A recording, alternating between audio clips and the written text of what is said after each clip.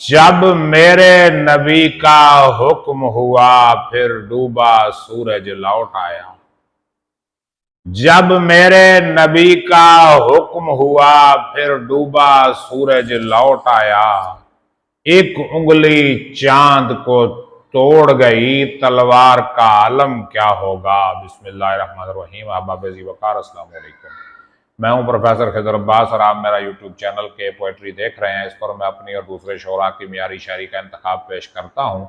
आज मैं आपकी खिदमत में अपनी लिखी हुई एक नात रसूल मकबूल पेश करने लगा हूं। नात की तरफ बढ़ने से पहले मेरी आपसे गुजारिश है, अगर अभी तक आपने मेरा चैनल सब्सक्राइब नहीं किया तो चैनल सब्सक्राइब करके बेल का आइकन दबा दें ताकि मेरी हर आने वाली वीडियो आप तक पहुंचती रहे। तो बिला ताखीर नात की तरफ बढ़ते हैं। अर्ज करता हूं, मजबूरों को मालूम कहां मुख्तार का आलम क्या होगा।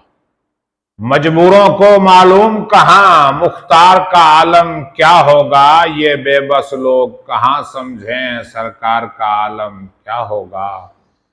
और कहें आयशा ये कुरान है सब, कहें आयशा ये कुरान है सब। कुरान कहे ये अरफा है, रहमान गवाही दे जिसकी किरदार का आलम क्या होगा।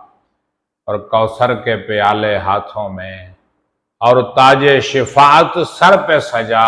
कौसर के प्याले हाथों में और ताजे शिफात सर पे सजा। सब महशर वाले देखेंगे सरदार का आलम क्या होगा। और जब मेरे नबी का हुक्म हुआ फिर डूबा सूरज लौट आया।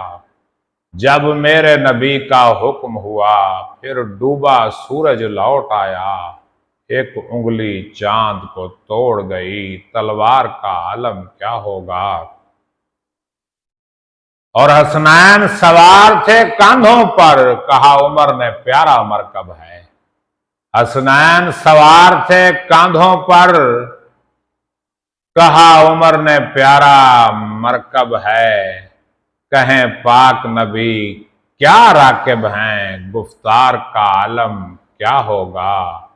मजबूरों को मालूम कहां मुख्तार का आलम क्या होगा। ये बेबस लोग कहां समझें सरकार का आलम क्या होगा। बहुत शुक्रिया। सलामत रहें, शादो आबाद रहें, अपना ख्याल रखिएगा। मुझे इजाज़त दीजिए। अल्लाह हाफिज़।